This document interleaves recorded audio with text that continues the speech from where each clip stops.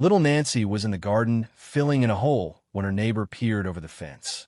Interested in what the youngster was doing, he asked, "What are you doing there, Nancy?" "My goldfish died," Nancy sobbed, "and I've just buried him." The obnoxious neighbor laughed and said condescendingly, "That's a really big hole for a little goldfish, don't you think?" Nancy patted down the last heap of earth with her shovel and replied, "That's because he's inside your cat." An old biker stumbles into a bar, clearly drunk, and plops down on a stool with a loud belch. "Give me a drink," he slurs at the bartender. The bartender, staying polite, replies, "Sir, I think you've had enough for the night. I can't serve you, but I can call you a cab." The biker blinks in surprise, mutters something under his breath, and wobbles out the front door. A few minutes later, the same biker staggers in through the side door. He sways up to the bar and demands another drink. The bartender, now a bit more firm, says, "Sir, as I said before, I can't serve you. Let me call you a cab." The biker glares, grumbles louder this time, and stumbles out the side door. Not 5 minutes pass before the biker comes stumbling in through the back door, determined as ever.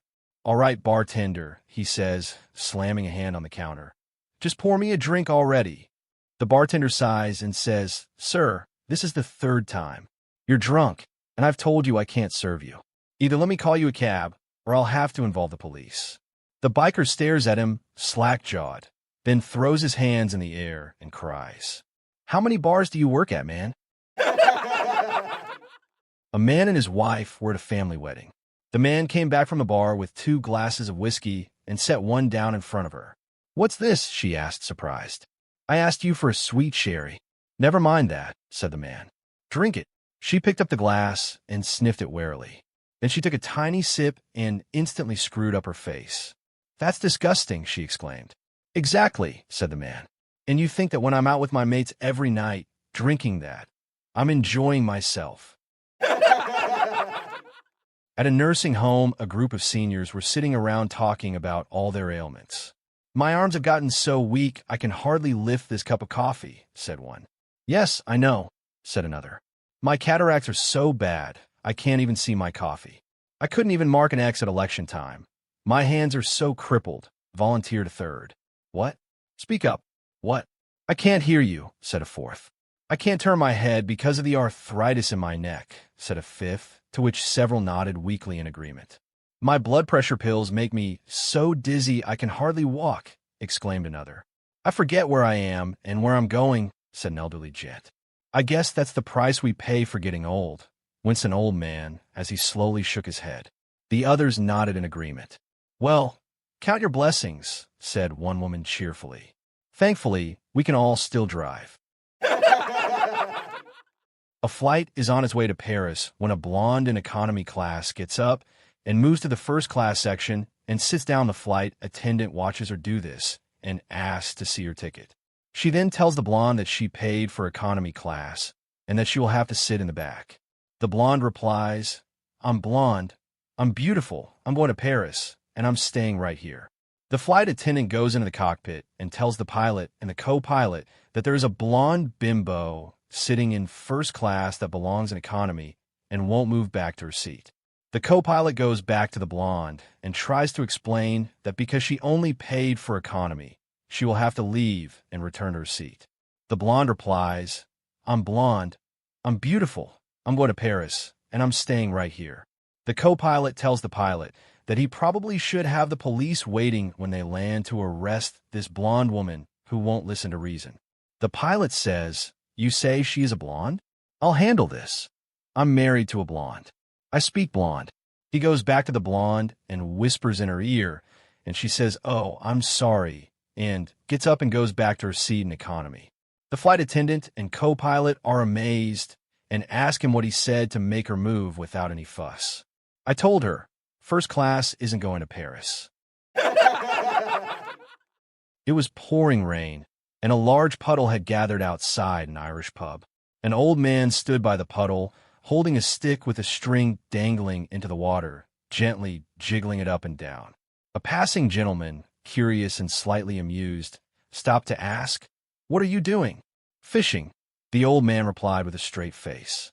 The gentleman chuckled to himself, thinking, poor old chap, he's lost it.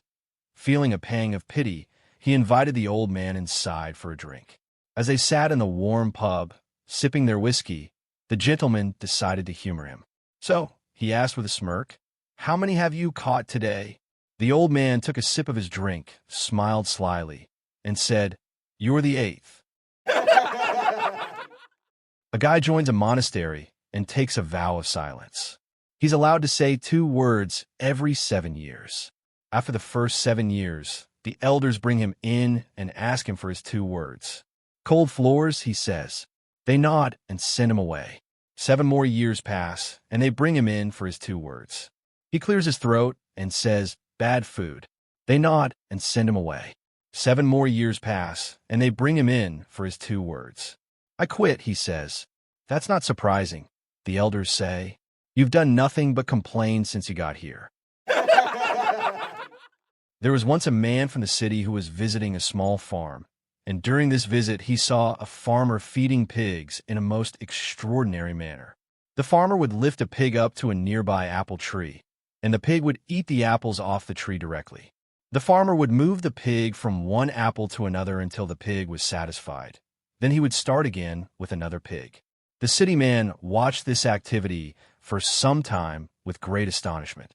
Finally, he could not resist saying to the farmer, "This is the most inefficient method of feeding pigs that I can imagine. Just think of the time that would be saved if you simply shook the apples off the tree and let the pigs eat them from the ground." The farmer looked puzzled and replied, "What's time to a pig?" There was a farmer who grew watermelons. He was doing pretty well, but he was disturbed by some local kids who would sneak into his watermelon patch at night and eat his watermelons. After some careful thought, he came up with a clever idea that he thought would scare the kids away for sure. He made up a sign and posted it in the field. The next day, the kids show up and they saw the sign, which read, "Warning, one of the watermelons in this field has been injected with cyanide." The kids run off, made up their own sign, and posted it next to the farmer's sign. When the farmer returned, he surveyed the field. He noticed that no watermelons are missing, but the sign next is read, "Now there are 2." A southern farmer got in his pickup and drove several miles to a neighboring farm and knocked on the farmhouse door. A young boy, about 12, opened the door. "Is your pa home?" he asked. "No, sir. He sure ain't," the boy replied. "He went to town." "Well," said the farmer, "is your ma home?" "No, she ain't here either. She went to town with pa." "Well, then, how about your brother Joe? Is he here?" "No, sir. He went with pa and ma." The farmer stood there for a few minutes, shifting from one foot to the other and mumbling to himself. "Is there anything I can do for ya?" inquired the young boy politely.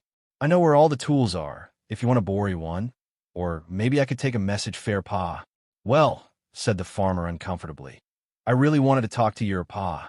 It's about your brother Joe getting my daughter, Pearlie Mae, pregnant." The boy considered for a moment. "You would have to talk to pa about that." He finally conceded. "I know that pa charges $500 for the bull and $250 for the boar hog, but I really don't know how much he gets for Joe.